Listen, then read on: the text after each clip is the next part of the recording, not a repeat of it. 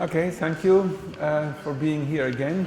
The present lecture on referential effects on argument coding in ditransitive constructions will be a bit more specialized. So I'm talking about one particular class of constructions. So you see that the general approach that I sketched in the first lecture can also give us significant insight into some much more subtle phenomena than the kind of very simple examples that I gave earlier. So earlier we were mostly talking about morphology, and now we will talk about some subtle aspects of syntax, and we will also see some really exotic languages. You don't have to pay so much attention to them. I hope that you get the general point. So the claim is that not only the accusative marking that we saw this morning, but also the marking of ditransitive constructions is often sensitive to referential properties of the two non-agent arguments, so the recipient and the theme. These are the two ditransitive objects. Also, ditransitive splits and alternations can usually be described with reference to the Hale-Silverstein prominence scale, so the person scale, the definiteness scale, the animacy scale. I also talked about these scales as salience or individuation scales. And then perhaps the main point this afternoon, for language comparison, a non-a prioristic approach is required, and for explanation, a usage-based approach is much more promising than a restrictivist approach. So these two labels, non-a prioristic and restrictivist, are labels that I came up with because I'm not so happy with the common terms that are often used, formalist versus functionalist. I don't like these terms really. So I think what's more characteristic of the approach that I'm advocating is that it's non-a prioristic. I said earlier this morning that there's several different explanations: the structuralist system type explanations, the classical generative explanations in terms of constraints and acquisition, and the usage-based explanations. So all these explanations are valid, and that's what I call non-a prioristic. So in a way this subsumes the generative approach, but the generative I would rather call restrictivist, and I'll explain that as we go on. Okay, so first, what's a ditransitive construction? And then I also have to explain some of these terms like alignment, alternations, and splits. It may not be completely transparent for you why I introduced these novel terms, but they're really all very well justified, and certainly the terms alignment, alternation, and split are also very well established in language typology. Also the term ditransitive is quite well established. So what's a ditransitive construction? Basically it's a construction with a recipient argument and a theme argument. So especially with the verb give, but also with other verbs of transfer, such as lend somebody something, or verbs of cognitive transfer, show something to somebody, and so on. So these two arguments are called the recipient argument and the theme argument, and they're often just abbreviated as R and T. Now, by analogy to monotransitive alignment, where we have accusative versus ergative versus neutral, we distinguish three major alignment types for ditransitive constructions, which are called indirective, secundative, and neutral alignment. Now, before I go on, can you just please raise your hand if you think that you know what accusative versus ergative means? So, how many of you know about this? Okay, so not very many. Okay, good. So forget about it. It's not important, just in case you knew the relevance. Okay, ergative accusative is used in the typology of transitive constructions where there's just a subject and an object, and they can be treated differently. Okay, so an indirective alignment means that the patient of the monotransitive verb, so where there's just one object, is treated in the same way as the theme of the ditransitive construction, and the recipient is treated in a special way. So to make things easy, I've always marked the recipient in red here on the screen, and the theme is in blue. So what you see in French is that the recipient is treated in a special way because it has a special preposition a.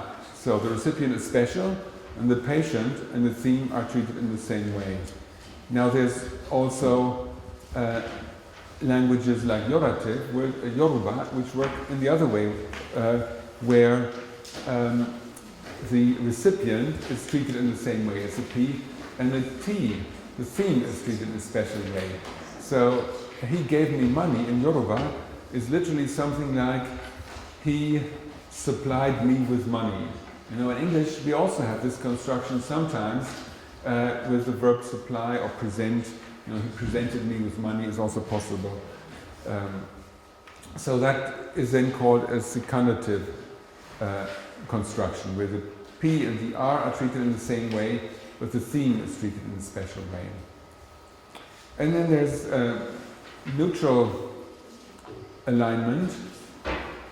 Neutral alignment means that the P and the T and the R are all treated in the same way. So in Martodunira, this is a language of Western Australia, the object in a monotransitive verb has an accusative case, and both objects of a ditransitive verb also have an accusative case. So accusative case is used for all of these, so it's neutral. There's no particular alignment between one of the two objects, T and R, with the P. Okay, so this is a kind of basic notion of alignment. These are types of constructions, but sometimes we also talk about types of languages because particular constructions are very prominent in particular languages. Okay, so now there's languages often have ditransitive alternations. This is not familiar from languages like Czech or German, where there's just this French pattern with the special treatment, kind of dative treatment of the recipient. But in English, for example, we can say either she gave him the check with neutral alignment, so both him and the check are treated like the monotransitive object, or she gave the check to him. Here we have the indirective alignment, the French type pattern. So, what does this depend on? Whether we say she gave him the check or she gave the check to him. She gave the boy an apple, she gave an apple to the boy. Both are possible in English, but the neutral alignment is preferred in both cases. So she gave him the check is better than she gave the check to him. She gave the boy an apple is better than she gave an apple to the boy. The claim is that it depends on definiteness here. So if the theme is indefinite, then it's very likely that you will get this neutral construction. She gave the boy an apple. And this one is rather unlikely. You know, if it were the other way around, if you had she gave the apple to a boy, then it would be much more likely to have the indirective construction with to.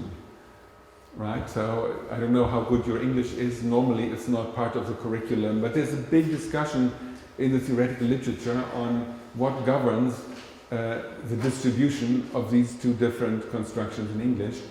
And people have looked at corpora and they found that definiteness plays an important role, and also what I call here nominality plays an important role.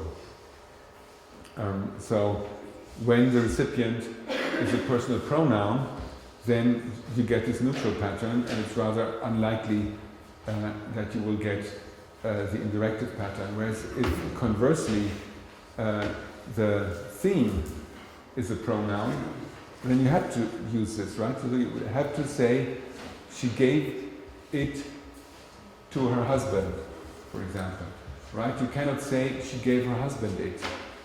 So if the theme argument is a personal pronoun, then the indirective is really required.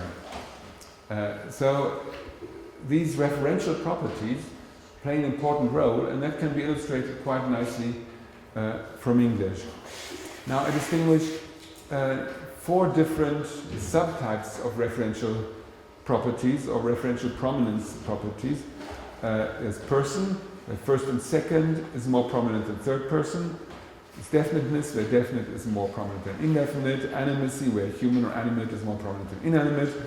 And what I call here nominality, where a person form, such as first, second person, or also third person pronoun is more prominent than a full noun phrase. And I have these additional special terms, locuphoric and allophoric, for first, second versus third pronoun.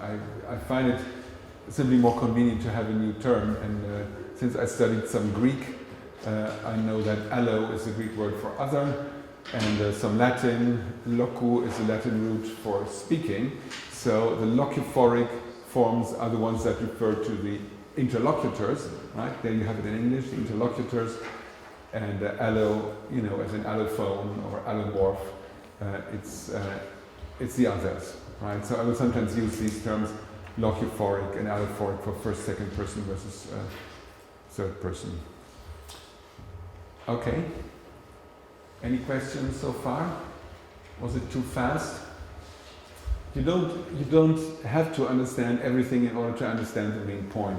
This really gets into some subtle aspects of comparative syntax, but they're really not that difficult. Maybe a single talk like this is not sufficient to understand everything, but I can assure you it's not that complicated. You don't have to study for months and months in order to understand it. Maybe you would understand it fully only after the second lecture or so.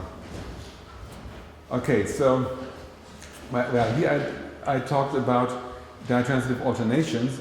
Alternation is a situation where kind of both are possible, but one is preferred and the other one is not preferred.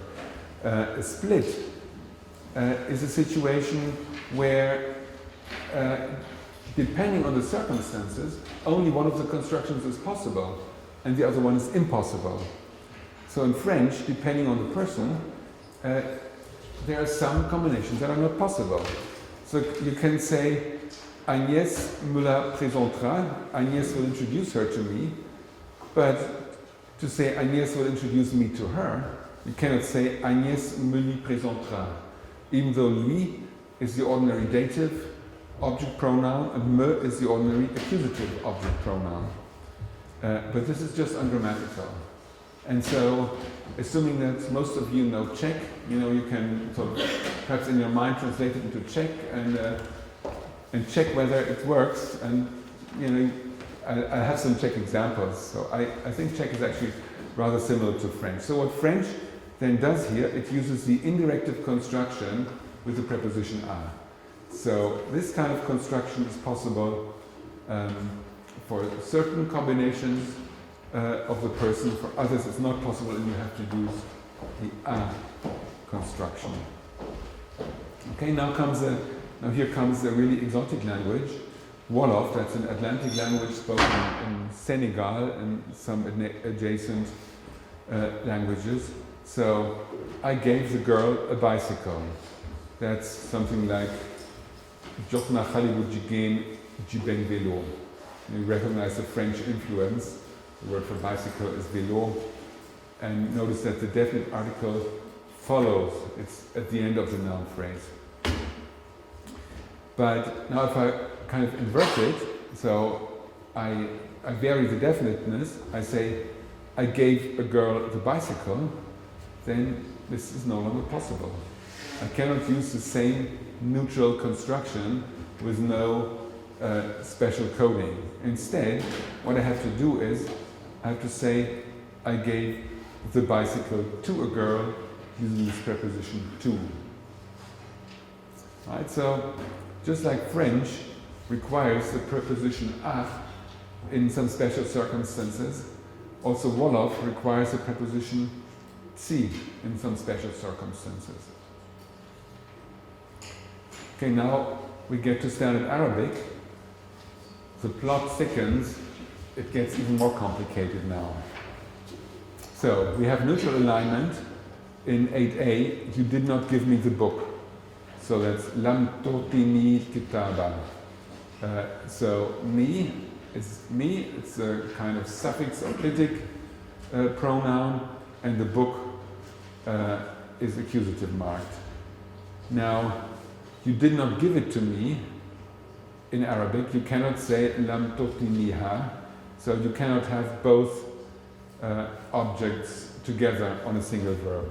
Instead, you have to use a secundative construction. So a construction where there's a special marker for the theme.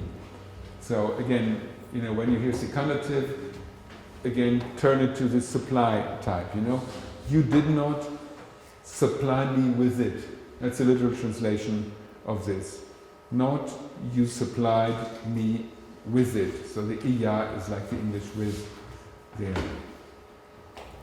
Now, neutral is also impossible when the theme is a person pronoun and the recipient is a noun phrase, so you did not give it to David. You cannot use this neutral construction with kind of two accusatives. Instead, you have to use a construction with li. So Arabic is again somewhat similar to French and Wolof in that it has this special recipient preposition like the a or the tsi or the li in Arabic, but it's special in that in this particular construction you did not give it to me. It requires a special secundative construction. Right, so all of this may sound rather confusing to you, and when I first looked at these things I was also confused by them, but then gradually the more I looked at lots of languages, the more they fell into place, and in order for these things to fall into place and to to be shown as the result of a regular pattern, I needed to do some more thinking about the non-aphoristic versus restrictive approaches to comparative syntax. So this is the main general point that I want to make now. So the major contrast in theoretical grammar research, which one can refer to as the Greenbergian versus the Chomskyan, or the functionalist versus the formalist, I prefer the labels non-aphoristic versus restrictivist. So I've written a general paper about comparative grammar that will come out soon, but you can download it from my academia site. So in the non-aphoristic approach, we have 3 steps from observation via comparison to explanation. The explanation step is not really obligatory. You can just have observation and comparison, and maybe you cannot explain the phenomena. That would be a pity, but still comparison is often helpful because you at least begin to see a pattern. Maybe sometimes you see a geographical pattern, right? If you look at the World Atlas of Language Structures, there are lots of geographical patterns there. Many of these are very difficult to explain or have no explanation, but are still very intriguing because you see that languages pattern like the languages nearby. So comparison is often very useful even if there's no explanation. So that's why explanation is in parentheses here. Description analysis kind of also enters into the comparison, but it's not so crucial. The main thing is you observe what the language is like. Now, in the restrictivist approach, by contrast, there's just 2 steps. On the one hand, there's observation. On the other hand, there's analysis, comparison, and explanation. So it's it's really all the same, because you cannot analyze a single language without at the same time making claims about other languages, because you analyze a single language in terms of a general framework, and the idea is that this general framework that corresponds to universal grammar, it's universal, it's valid for all languages. And then of course this universal framework also explains your language. So analysis, comparison, explanation are really part of one package. And I think this fact probably accounts for the great attractiveness of the restrictivist framework. So, many linguists really like it. So, I saw on the website of Olinko that Chomsky lecture is already booked out. So, no additional seats available in the lecture hall. Apparently Olomouc doesn't have a sufficiently large room to accommodate everybody who wants to listen to Chomsky. So clearly that approach is very popular, and I think it's because, at least among the linguists, I mean, not counting philosophers and people who are just infatuated by Chomsky's fantastic rhetoric, linguists like it because they can just look at their language, however small and insignificant it may be, and then claim that just looking at one language they can make a contribution to universal grammar, to the whole big picture. Now, a little more about the role of comparison. So for the non-a priorist, like me, explanation presupposes large-scale comparison. So I really have to look at lots of languages before I can begin to explain something, because only universal properties of language can be explained. I mean, parochial properties can often be given kind of historical explanation. We can sort of say, for example, with language contact, we can say this particular property of English was perhaps influenced by French, and so on. But in a kind of strong sense of explanation, since the explanations appeal to very general factors, like usage-based factors, they're generally so general that only universal properties can be explained. Remember that I said this morning, the singular-plural asymmetry can be explained because it's universal. But when there's something not universal, well, it's, I don't know what to say about it. There simply are lots and lots and lots of accidents in languages. And those can't be explained, you just have to accept them. Okay, and as I said, comparison is separate both from observation and from explanation.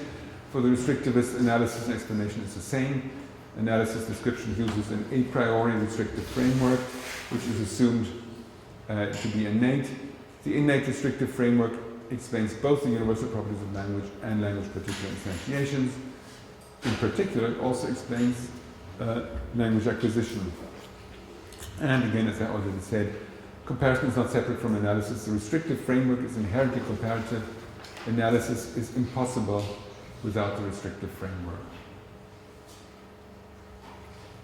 Okay, this is a bit abstract, and if you don't have any familiarity with generative grammar, then probably you don't really understand it, but I assume that most of you have some familiarity and that you recognize at least some things. I mean, the way I'm describing the essence of generative grammar is quite unusual. Also these terms, restrictivist and non-a priorist and so on, these are my terms, but I think it's quite important to recognize that the essence of generative grammar does not consist in the fact that it generates sentences or in the fact that it's more formal than other approaches or so. It consists in the idea that you have a universal framework that's applied to all languages and that restricts the kind of languages that children can acquire and the kind of languages that exist. So that's why I think restrictivism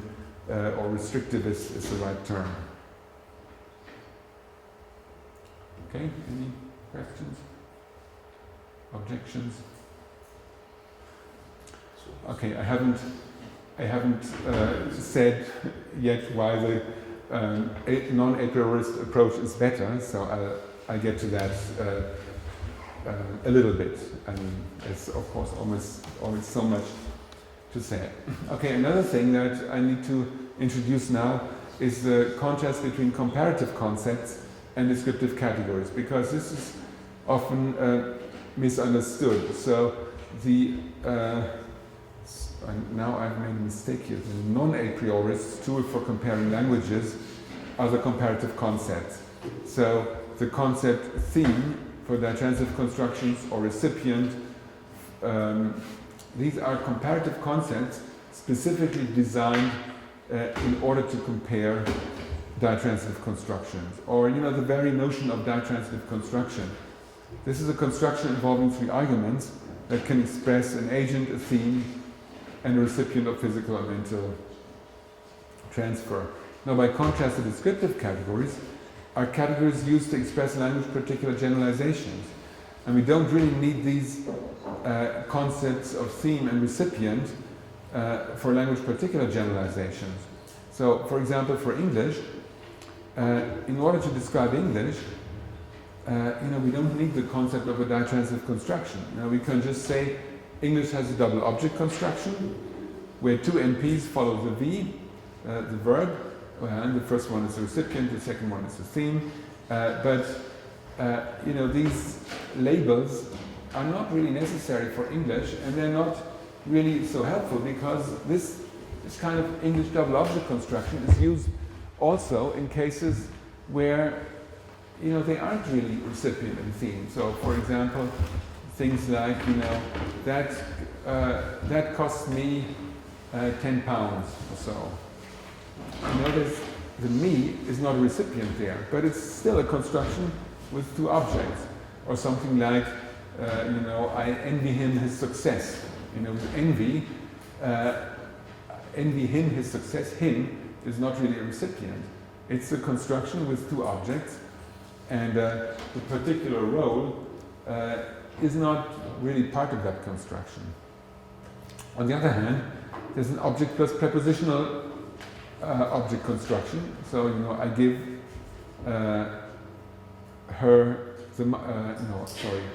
I give it to her. So, to her is a prepositional phrase, and that's really the same construction that we also have in, I say it about her, or I do it for her, and so on. It's not really a different construction. So you can say English has just these two types of constructions, and semantically they sometimes overlap, but for English syntax you don't need a concept of ditransitive construction. And in fact, traditionally there is no such concept, right? And for Czech you need even less. There's probably no description of Czech that talks about ditransitive construction. Transitive, yes, probably, because the notion of transitivity is needed in Czech to describe the passive construction, for example, which applies only to transitives. But ditransitive, that's a notion that's specifically created by typologists in order to describe interesting contrast between languages. In particular, this very striking contrast that we saw between French on the one hand and Yoruba on the other hand, where it's a theme that gets a special coding.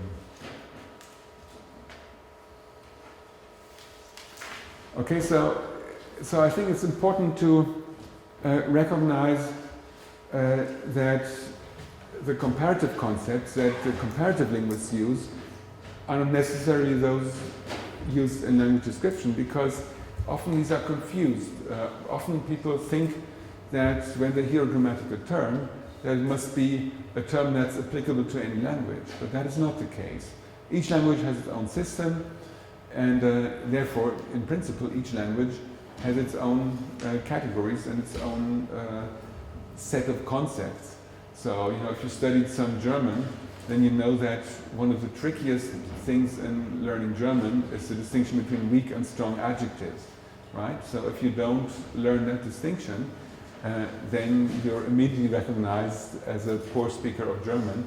So it's very important but it has no counterpart in any other language. It's completely idiosyncratic in German. And there are lots of such constructions in, most languages have something really peculiar that doesn't have anything that corresponds to it in other languages.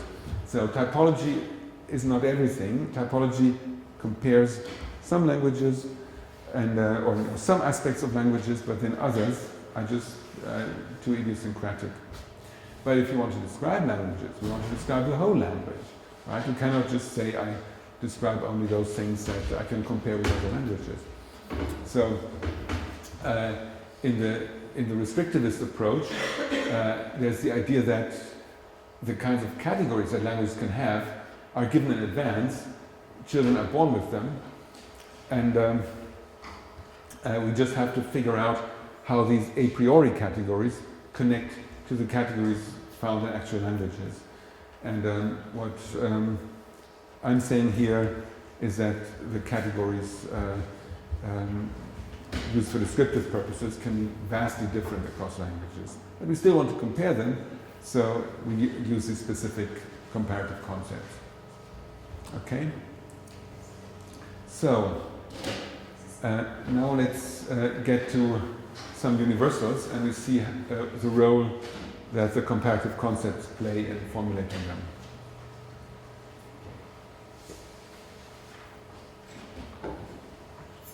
The first universal refers to the kind of coding that we have, or what I call here flagging. The term flag is a cover term for preposition and case. Now, if you're an Indo-Europeanist, a specialist of Czech or so, then you may wonder, well, cover term, preposition, or case, these are rather different things. Well, the fact that sort of in Czech a preposition combines with a noun that then has a case, German is like that as well, and of course also Latin and so on, but that's very unusual. So in most of the world's languages, either you have a case or a preposition or postposition, and very often you don't quite know whether the thing is a postposition or a case suffix. So we have this general notion of just flag. Okay, so the first universal, in a ditransitive construction with indirective or secundative alignment, the equally treated arguments are almost always zero flag, which means that P and T are zero flagged in indirective alignment and P and R in secundative alignment, right? So if we go back to our picture, so these are the equally treated rows, right? The P in the construction with a single object and the T in the indirective construction. So these are zero coded, and the recipient has a special marker, kind of dative marker or so. Whereas in the secundative construction, it's the opposite. It's the T that has a special marker, and the P and R don't have a special marker, right? So we see the R here with the special preposition, and here we see the T with the special preposition. Now, what does this exclude? Every universal excludes some logically possible language. A logically possible language, let's say again a language spoken perhaps on Mars where different conditions obtain, these would be unmarked dative languages where you would have an accusative for I bought a book, as in German and Czech, and you would say I gave my friend the book. You would have again the accusative with the book, but my friend would have some kind of zero marking.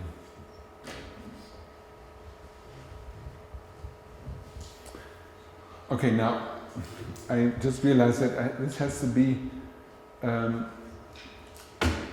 qualified a little bit, or when I say almost always, because of course in a language that has accusative and dative case, the P and the T, they're in indirective alignment, but the accusative is overtly coded. So I have to relativize it to that again. But actually, overt accusative coding is really not that frequent. So whereas the overt coding with the dative preposition or so is much more frequent in the world's languages. So what is the usage-based explanation? The equally treated argument is more frequent. hence more expected, hence it is economical not to code it overtly. So the explanation is really the same as the explanation that I gave for the fact that nominative is usually 0 and accusative is overt, because the nominative is more frequent. You know, the nominative is more frequent because it occurs in all clauses, basically. The accusative occurs only in transitive clauses, the nominative occurs in intransitive and transitive clauses. Now, a second universal refers to the splits. So this was kind of the very straightforward universal. Now, this is the first formulation. I will revise it later on. In a ditransitive construction with a bound person form T for T and a bound person form for R, the theme cannot be locuphoric, that is first or second person. Now what's a bound person form? Bound person form, or person index, is a marker of person of first, second or third person that is bound to the verb in the sense that it cannot occur on its own. So it always occurs together with the verb, and also it cannot be stressed, and so on. So for details you can look at my recent paper. And note that I also use the concept R and T rather than dative and accusative, for example. The original idea that this is a very general constraint comes from a nice paper by Bonnet, 1994, where she talks about a person case constraint. This was formulated as follows: if a clause has a dative agreement element, an accusative agreement element, and the same clause must be third person. So that's rather similar to what I said here earlier, but Bonnet uses the notions of dative and accusative, and she doesn't define them. She just assumes everyone knows what they are. In fact, what she means is R and T, so the recipient and the theme in a ditransitive construction. And she also doesn't define agreement. In fact, what she probably means is what I've defined here very carefully as a bound person form. So once one has these very clearly defined comparative concepts, one can easily, in principle, falsify this claim. And the way that Bonnet formulated, one cannot falsify it because he doesn't say what agreement is, what dative is, what accusative is. Now one can falsify it, and it seems that it holds up. So in language after language, where some person restrictions of this sort are observed, it always obeys this constraint. So in Bulgarian, for example, can say "Azim ja preporučujem," I recommended her to them, but I cannot say "Azim te preporučujem," I recommended you to them. Instead, I had to say "Az te preporučujem na tях," I recommended you to them using this special construction with na. Or in Czech, according to Sturgeon et al., one can say "Karel mi ukázal na fotce," but not "Karel mu mě ukázal na fotce." So I don't know, the judgments here may be a bit subtle, but it seems to be a really very widespread pattern in all languages that have these bound person forms. Is there anyone who strongly disagrees with this judgment? Or and now, if you roughly agree with it, you can answer my question: how would you say it then? You know, in Bulgarian, we have this preposition na. In French, we have the preposition a. Can you say this? Karel showed me to her. In Czech, is there a possibility of using non-critic? It's actually to him. Yeah, That's to him. Okay, yeah, mu. Right. It would be okay. ye. Right. Okay. So how do you say Karel showed me to him in the photo? Is it with a full pronoun, something like jemu? Or? In a marked construction, it would be Karel mu ukázal na fotce mě. In a marked construction, like I want to highlight mě. Care mu ukázal. na fotce mě, Yeah. but it's really marked. Okay, with a full non-clitic pronoun in the accusative. Could you have the other one as well? With a full non-clitic pronoun in the dative? Care mě ukázal na fotce jemu or something like that? Yes. Is that possible? But as well? again, that would be strongly marked. It would be used in contrastive context. Yes. Yeah. So the question is what you do in non-contrastive context. I mean, these things have not been thoroughly researched for French either. You know, the examples I cited, you know, are just the made-up examples that syntacticians cite, and whether they, you know, how natural they are. So I actually don't know. But you know, there's still a lot to be investigated here. Probably these kinds of patterns cannot be studied so well using natural corpora because they don't occur so often. But you know, nowadays with word corpora also, maybe one could study them and then see what actually occurs in the text. Okay, so just a few more examples of more exotic languages. Shambhala, a Bantu language. She has brought him to me, is fine. She has brought me to him, again where the theme is first person, is not possible, and one has to use an indirective construction with the preposition to. Or Tsetai, a recent paper on these Mayan languages. Again, it's possible to say she sold it to you, but she gave me to you is not possible. Or if you want to say it, you have to use a special dative preposition, and in fact you have to use a kind of roundabout construction with power. Okay, in this Waibiri, an Australian language, this was a really wonderful paper by Ken Hay from 1973.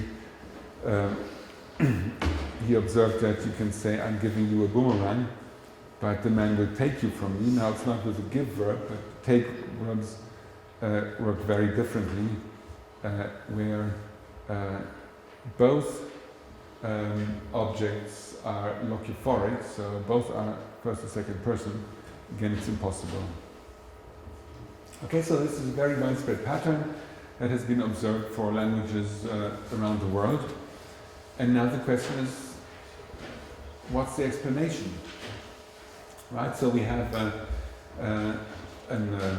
some observations, we have comparison, we have some generalizations, and once we have a cross-linguistic generalization, you know, as I said, explanations, usage-based explanations become possible if the generalization is really a worldwide one. So here we do seem to have a worldwide generalization. What might be an explanation? Now, some people have suggested language-particular explanations. So Hale, 1973, says that this example 13b is ill-formed because it violates the constraint of clitic sequences. There's only 2 clitics per verbal auxiliary, and here we would have 3 clitics. One is a 0 clitic,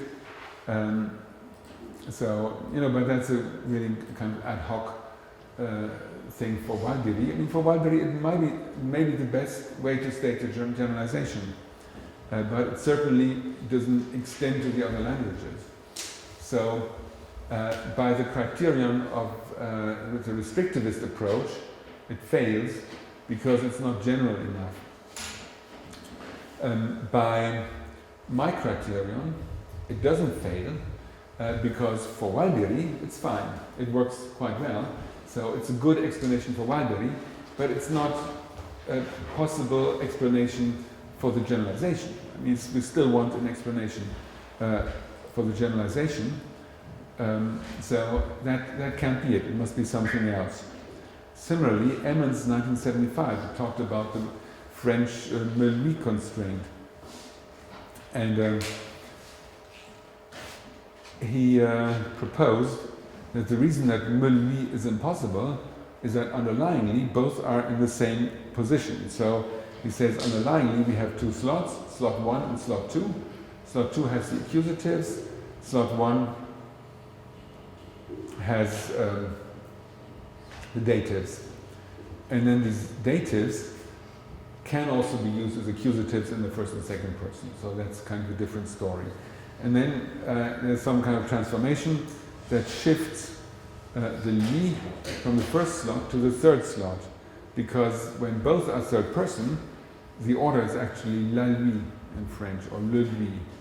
It's not lui le or lui la. So it's a kind of roundabout, very abstract reasoning, but for French, that's certainly a way of putting it. In particular, if you had independent evidence for this kind of movement, it might be plausible, right? So you have a slot, and there's several things that are in the same slot, and they cannot co-occur. That is a very frequent type of language particular explanation, or language particular analysis, I would say, because I rather prefer to use the term explanation only at the language general level. Okay, so the restrictivists have kind of realized that these accounts do not satisfy the restrictivist demands, and they've tried more. So over the last 10 years or so, there are various explanations in the minimalist framework of the ditransitive person role restrictions. And the idea that one frequently finds, I mean, this is kind of very rough sketch, is that there's a single functional head, little v, that enters an agree relationship with both objects, but it has only one set of 5 features to give to them. So 5 features are person, number, gender features. So only one argument can have its person feature checked.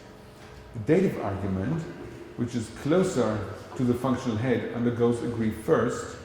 You know, the general idea is that here's a subject, and here's this little v, then there's the kind of higher object, which is the recipient or dative object, then there's a verb, and then there's a lower object. That's a common assumption in the literature. So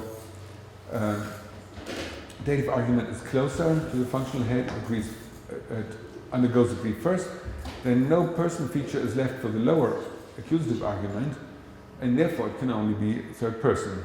The third person is assumed to have no person feature. That's the old idea of Benveniste, that the third person is not a person. So that's a kind of account that apparently some of these, or that I think some of these authors are proposing something similar. I mean, everything is much more complicated, and I can't explain the details because I don't work on that framework. And in order to understand these things, you really have to listen to training lectures of this sort. So I don't want to go into the details, but just note the typical features of restrictivism. Analysis description uses an a priori restrictive framework, which is assumed to be innate. So all these things, and the little v, and the hierarchical structure, and these features, dative and accusative, they're all assumed to be innate. This innate restrictive framework explains both the universal properties of languages and also language particular instantiations. So these people work on individual languages. They write papers on Greek or on Spanish, and then say, look, Spanish can be described in this way. Lots of properties of Spanish fall out from the general framework. And comparison is not separate from analysis. So the idea is the restriction is universal. If it were not universal, it wouldn't work. Okay, now some immediate questions. Is the dative argument always higher than the accusative argument? Well, a number of people have argued that no.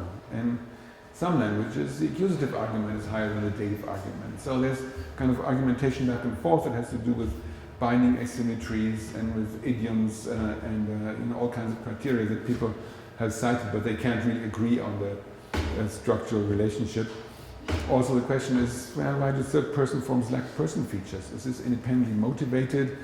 Benveniste, 1966, he had this notion of markedness, but I've argued against markedness.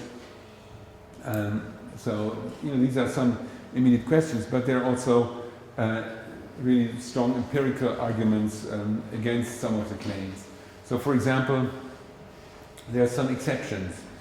The way that I stated the universal earlier it's sort of very strong, and the idea is that all languages are like Czech and French and Shambhala and so on, and they don't allow things like "I will give you to him." But Kabardian, that seems to be very well possible according to Kumachov and Wamling. Kumachov and Wamling don't even note that this is something special. Probably they didn't know this literature that claimed that these things should be universally impossible. They just give this Kabardian example. Similarly, Van Valen just gives this Lakota example, "I give you to them," or Sukha on Noon, which is a Northern Atlantic language, "I present you to her." All these authors just give these examples unaware of the claims that they shouldn't exist. So, you cannot really accuse them of making up data that, kind of pushing their informants into accepting something that really sounds bad or so. So these are kind of spontaneous examples. Okay, but we can still formulate the universal in a somewhat weakened way, a kind of relativized way. The idea is, if you have such a ditransitive construction, where both of the objects are bound person forms, so both of them are kind of weak elements, affixes or clitics, then if the T can be locuphoric, so if you have these, the T, remember that's the blue one, is second person, the blue one here is second person. If that is possible, then all the other combinations are also possible. Especially if it can be locuphoric with the allophoric R. So the idea is then that this combination, sorry, how do I describe it? That this is the least likely. So locuphoric for second person and locuphoric T and allophoric R. Okay, so show me to him. If you can do that with bound person forms, then you can do everything else. This is the least likely, and this is the most likely. So in French, this one's impossible. This one's also impossible. Both of these are okay. In Italian, well, even more is okay. In Italian, you can say this. Mi hanno chiamato e mi ti hanno presentato. They called me and introduced me to you. It's only this kind of combination that's possible. It's in part possible. So Italian only rules out the least likely form. French rules out two forms. In Canberra and Austronesian language, all these three forms are ruled out. Only this form is possible. So we can have a more general formulation of the constraint. If the T is locuphoric and the R is allophoric, then everything else is possible. And then if either the R is allophoric and the T is locuphoric, or the R is locuphoric and the T is allophoric, then this one is possible. And in all languages that have some bound person forms, this one, the locuphoric R and the allophoric T, are possible. So there's no language with bound person forms where this is also possible. Okay, now we can formulate the generalization even more generally, because it's not just person, but it's also other prominent scales where this applies. And the reason seems to be that the R tends to be very topic-worthy, so referentially prominent, whereas the T tends to be non-topic-worthy, right? So the recipient, that's kind of a person, usually, human. And humans tend to be definite and tend to be the topic of conversation. So they tend to be, I gave the man some money. The other combination is not so usual. I gave some money to the man. I gave the money to a man. That's much less usual. You find that easily in corpora. So I'm trying to, in order to explain it in a more intuitive way, I'm trying to introduce some more terminology. I don't know, maybe this is even more confusing, but I have this notion of a downstream scenario. That's when the topic worthy scale of R and T is aligned with the prominence scales. So something like give me it, or give me the money, or show the girl a picture. These are downstream scenarios because the R here is definite and the T is indefinite, right? Or the R is a person form and the T is a noun. Or the R is locuphoric and the T is allophoric. So these are the ones that are downstream, where sort of everything is easy. Now the upstream scenarios, these are the more difficult ones. These are where the R is allophoric and the T is locuphoric. This, show me to him, which we saw is problematic in many languages. Or give it to the girl. The noun recipient is a noun and T is a person form. English doesn't allow here give the girl it. We saw that earlier, right? We need the to form here. We also need the to form here. Or with indefinite definite, shows the article to a teacher. Okay, then we have the balanced scenarios. These are not so interesting. Generally, whenever we have these splits, the neutral alignment with no additional coding is used for downstream scenarios. The indirective and secundative alignment is used for the upstream scenarios. So the special coding is used for the special cases.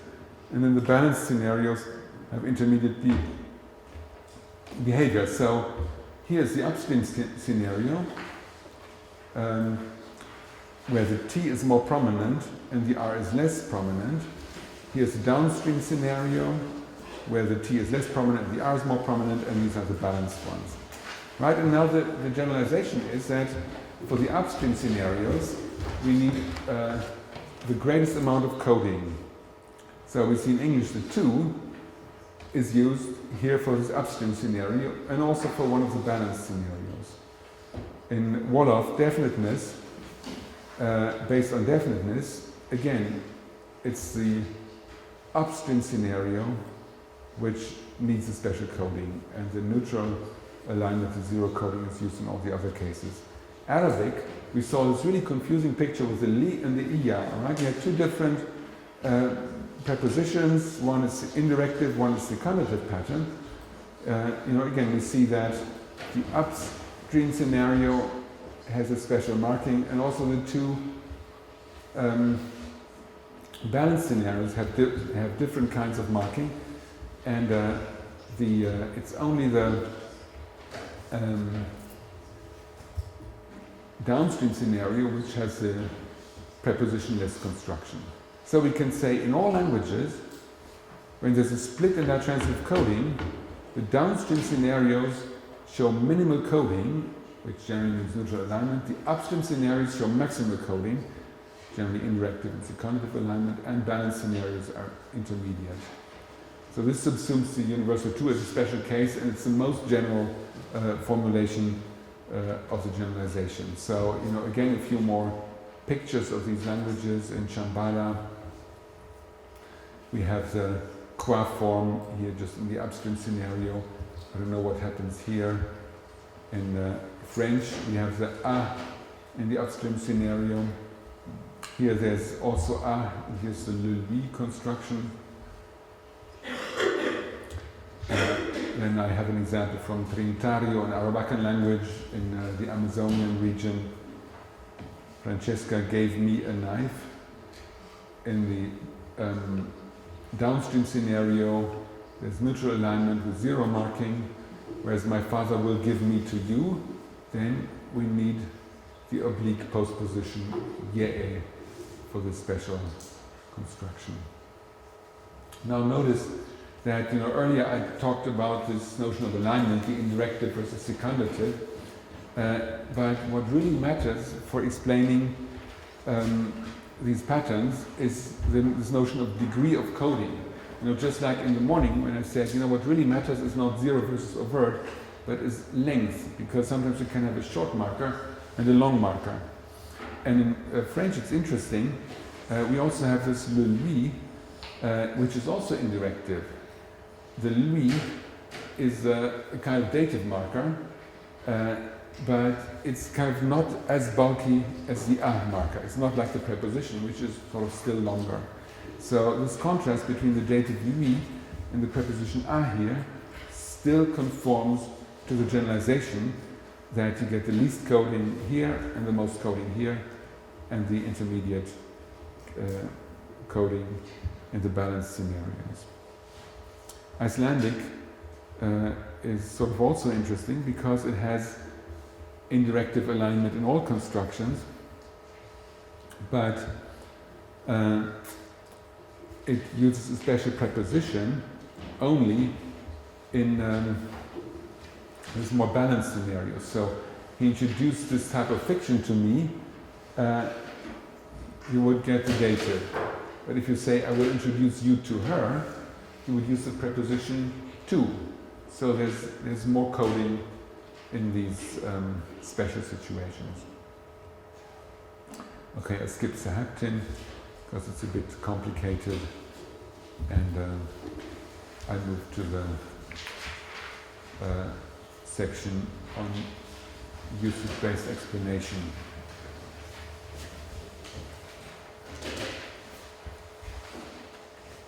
So I argue that we have a grammatical form frequency correspondence here as well. In all languages, just to recall our universal, when there's a split in ditransitive coding, downstream scenarios show minimal coding, upstream scenarios show maximal coding, balanced scenarios intermediate. Well, this is explained by the general preference for economical coding. Downstream scenarios are frequent and hence expected. Upstream scenarios are rare and hence unexpected. Speakers in hence languages make a greater coding effort for unexpected situations. This is found widely in grammatical systems. So, this is what I talked about this morning. That's why this morning's lecture had to come earlier than this one. But we see now in these really complex patterns where, linguists wrote many pages about, that they really all fit together and they can all be subsumed under this very general pattern.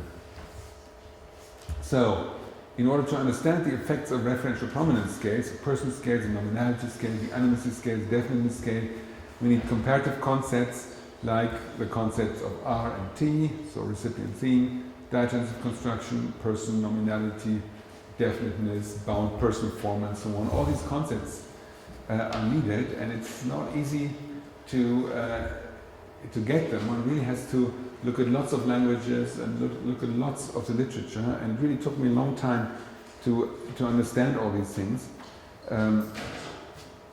We need cross-linguistic generalizations that hold regardless of family and area, so we have to look at lots of different languages, and then we need an understanding of the connection between grammar and usage.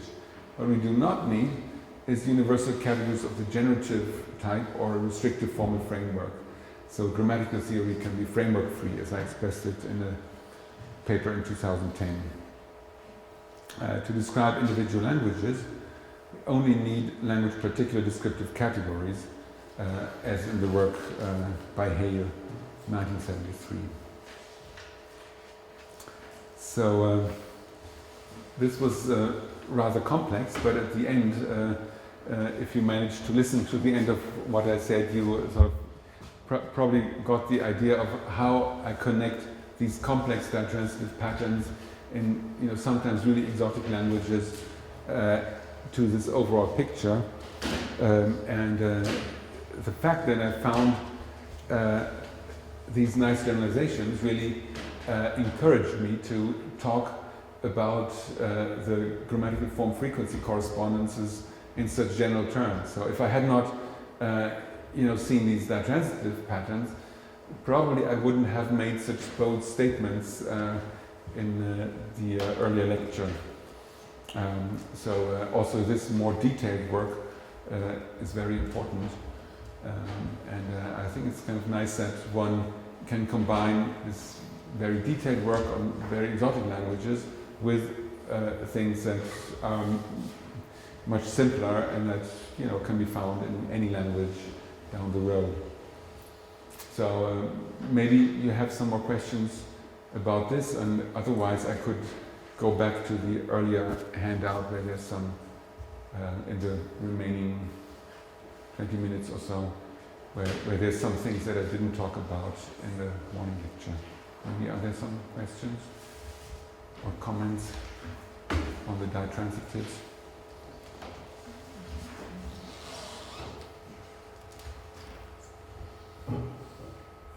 Right, I mean, I expected you to be a bit more puzzled by these really complex patterns, but I was happy that I found this claim about Czech, that Czech also has this kind of person split.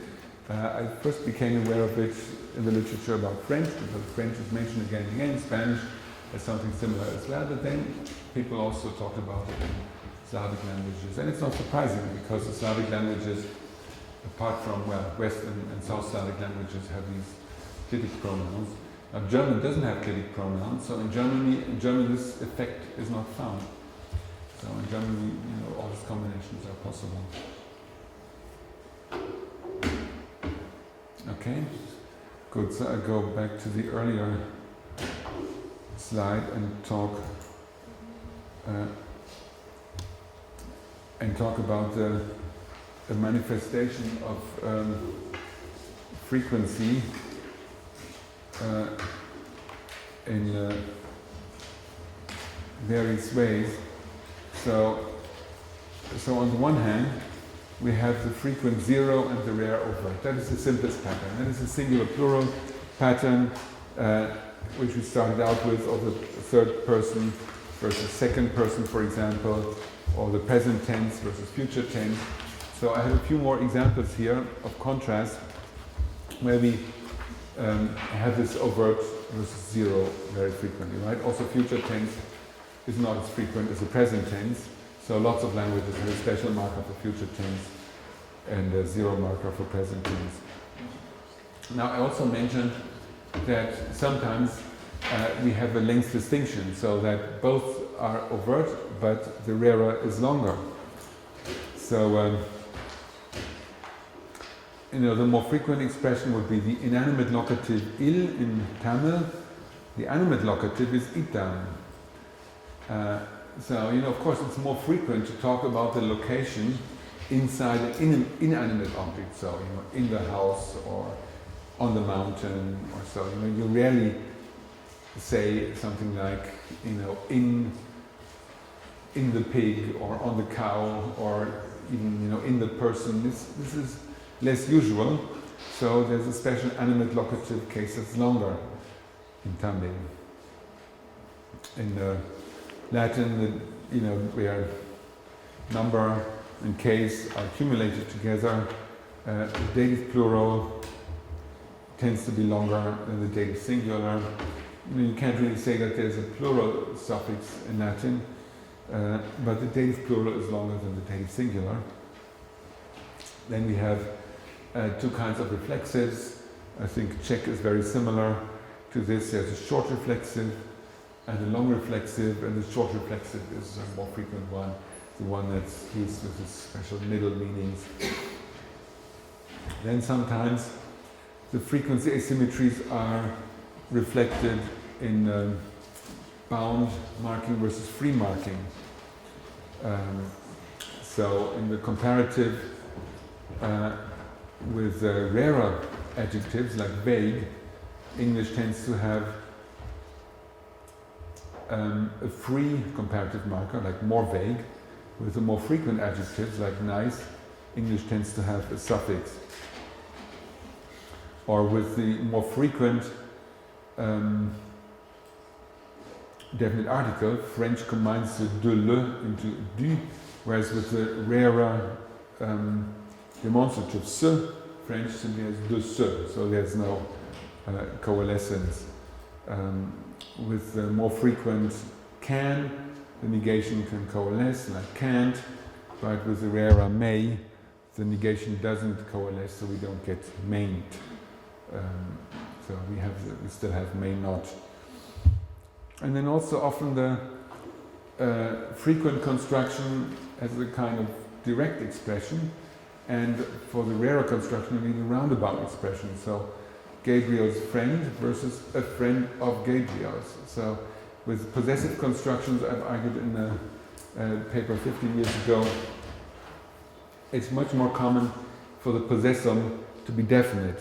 So if the possessum is indefinite, then you need a kind of roundabout expression with the preposition of. But you could actually also say that one is bound and the other one is free, right? Here this S is a bound marker and this one's a free marker. And here, you can also say it's 0 versus overt marker. I gave her it versus I gave it to Aisha. This was the topic of the previous handout. I also have a paper on the same subject and different subject, infinitive constructions. So I want to play versus I want you to play. Notice in English there's really no difference except that one has this overt additional marker. In German and probably also in Czech, there's a rather different construction and there's an additional overt marker here. So ich will spielen versus ich will, dass du spielst. So the construction is really much more complex and it's a rarer one. In modern Greek, I saw him versus I saw myself. In English the form is longer here for the rarer reflexive construction.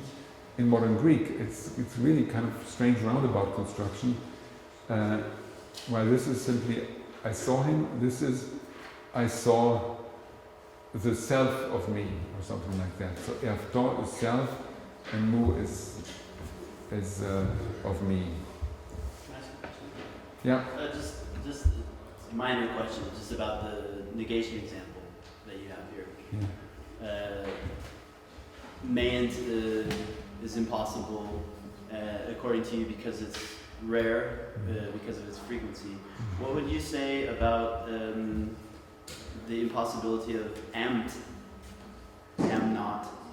Yeah, that's been Certainly am is not infrequent, and also needn't. I would guess that need used as a modal is perhaps as rare or comparatively rare, and yet that's possible. So just wondering what you say about that. Right. Yeah. So I mean, I haven't looked at the precise figures, and you're right. It's a bit surprising why can is really very high frequency word. Need is not exactly a very high frequency word. So I mean, this may not be the best example. Also, it's not something that's so particularly general. Whereas if you go up further, the French combined article that's found in other Romance languages as well, in Italian varieties. It's found in German. I earlier gave an example, and we have this very strong tendency that prepositions combine with articles, but only with articles and not with demonstratives, and they combine only with definite articles and not with indefinite articles. The definite articles are sort of the most frequent ones. So that seems to be a very, very general pattern. The negation, that's not a very general pattern, so I probably should leave that out.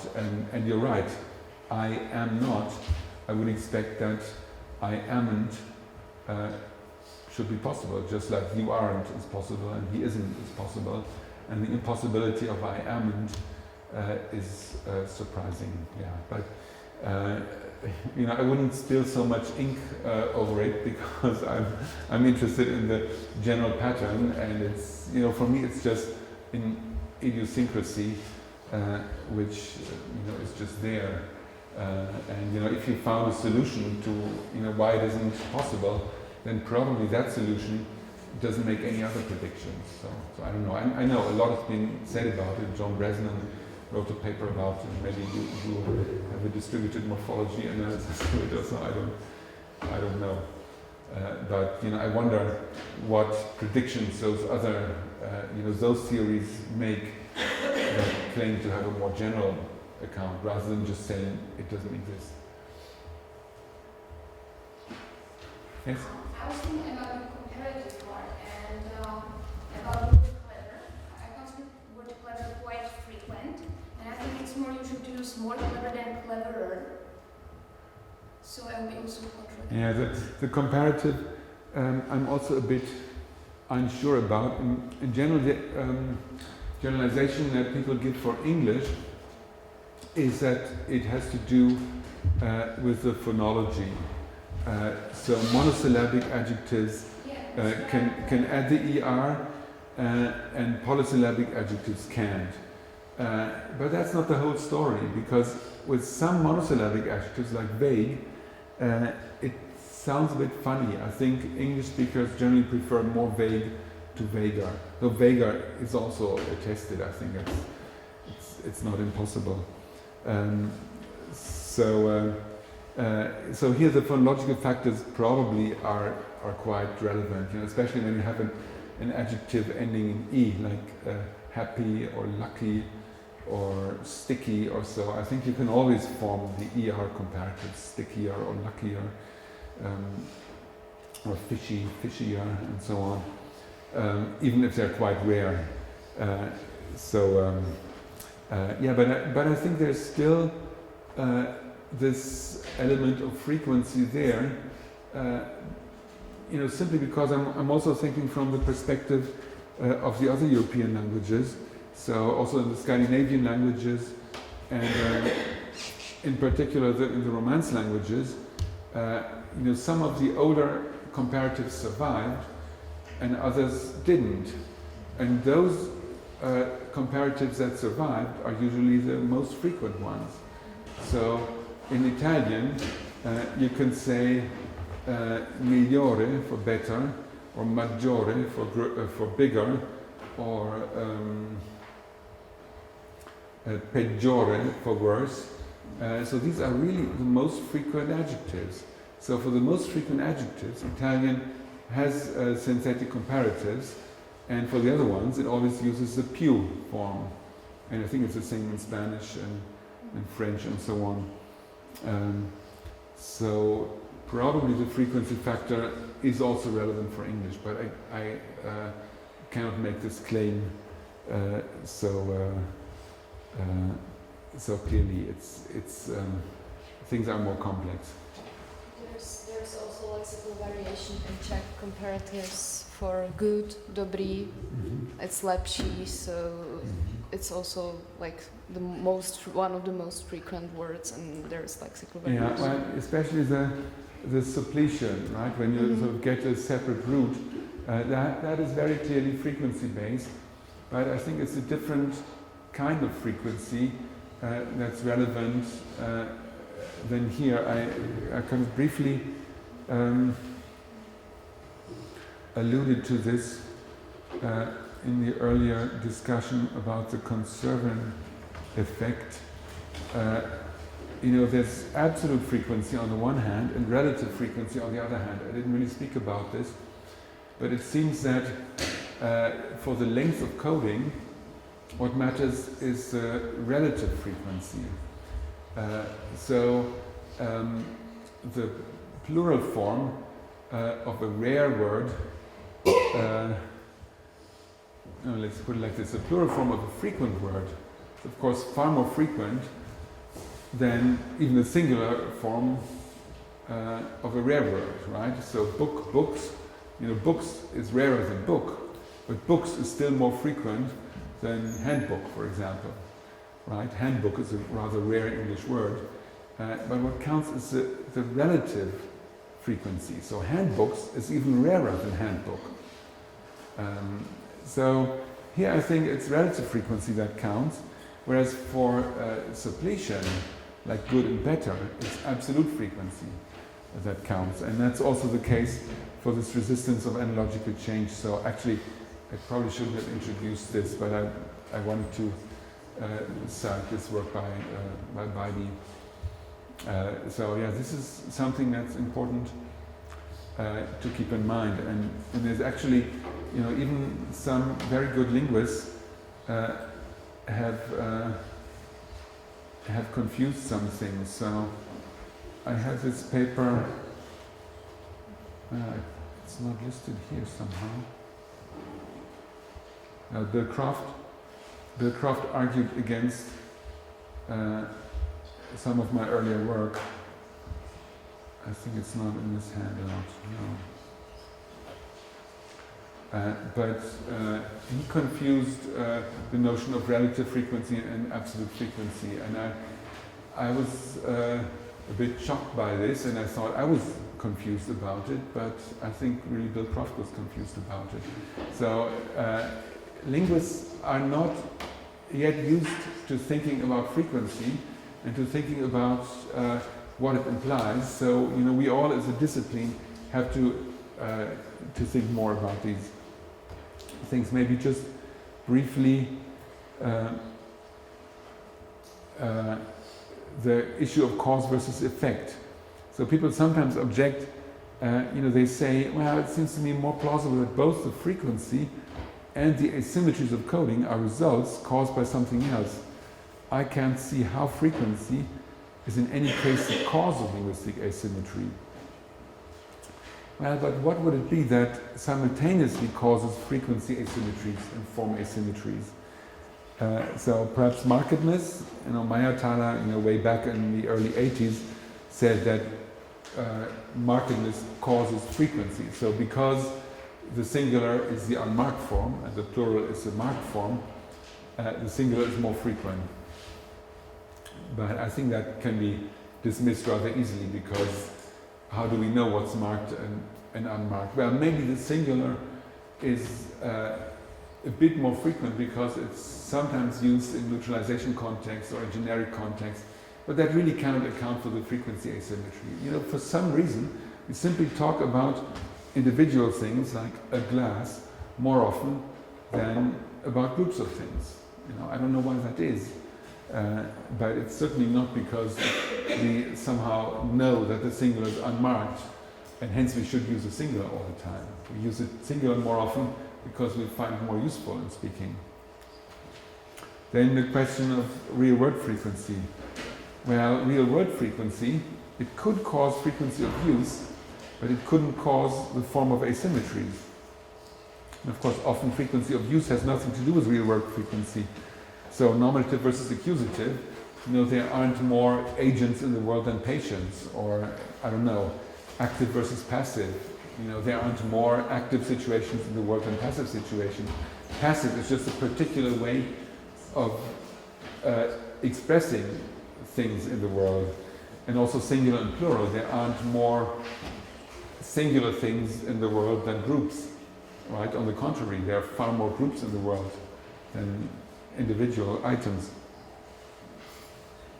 So it really doesn't have to do with frequency in the world.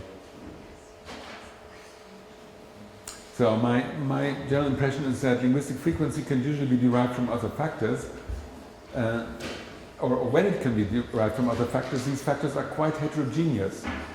So sometimes, for present tense versus future tense, why is the future tense not so frequent as the present tense? Well, there's a good explanation. We know much more about the present than about the future. So we sometimes talk about the future, but not so often, because we don't know what it will bring, whereas the present is something that kind of we all know about. So the results of frequency are homogeneous, so that we can focus on linking frequency asymmetries on form and leaving these extra-linguistic causes of frequency aside. So the causal chain is from frequency of occurrence into expectation. Because something is frequent, it's highly expected, and because it's expected, you can shorten it. So that's how frequency leads to shortening, and it's something that I think we all know from our everyday lives. When suddenly a new thing becomes more frequent in our environment, let's say, I don't know, a new organization or a new concept or a new, usually it's organizations like, a political party or so, you talk about it and then you abbreviate it increasingly. We have this method of using the first two letters, but it's, until yesterday, it wouldn't have occurred to me to associate UP with Uniwersytet Pareckiego, but over the last 2 days it's become a frequent notion, and so now I would be much more likely to use UP for this university. It's sort of, you know, when it's frequent, it's quite normal.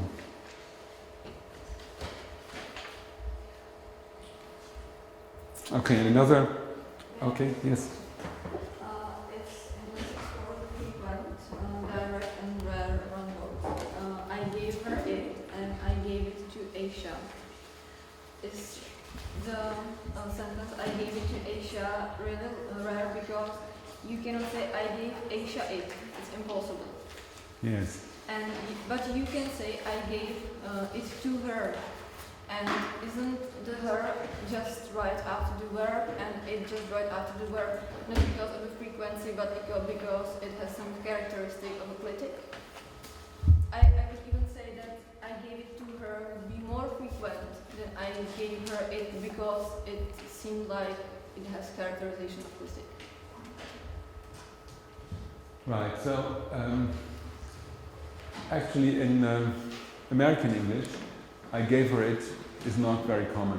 As far as I know, in British English, pretty normal to say I gave her it. In American English, you would say I gave it to her.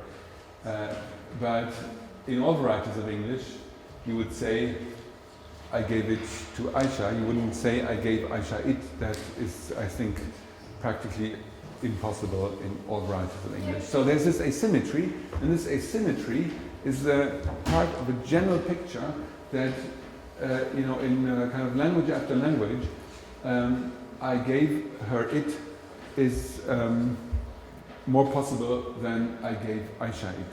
That's. I agree, but I think that I gave Aisha it is impossible because it has a character of a clitic. No, it's the other way around. It has the character of a clitic because it's so frequent. So you know, I don't think you can argue, or at least you know, maybe you know, I made this distinction between comparative concepts and descriptive categories. So you know, language particular analysis and comparison. So for English, maybe you can say that the reason why you cannot say I gave Aisha it is that it is a clitic. Maybe that works, but it doesn't work as an explanation of the general pattern, because there are many languages where this should be possible. You know, either the it is not a clitic, or the clitic could be in the earlier position. For example, you know, why is it impossible to say I gave it Aisha? Now you can say, well, yeah, in English, the recipient always has to come first. Fine, yes, that's English. But in other languages, that's not the case. And interestingly, by the way, there are some English varieties in Britain where you can say, I gave it her, for example. Right? So I gave it her is not impossible in British varieties. But these varieties never allow I gave it Aisha. So, you know, you would expect that these varieties, then if they can say I gave it her, they should allow I gave it Aisha, but they don't. So it's not really sufficient as an explanation in this typological sense. It may be sufficient as an explanation just for English, and then it's fine. But I think since you know, we want to have these really larger explanations, you know, not just, you know, how can we explain English elegantly, but why is English really the way it is? And I think that's because of these general usage-based patterns having to do with frequency.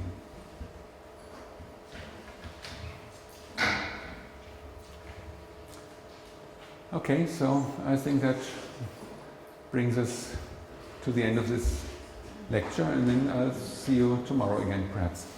Thank you.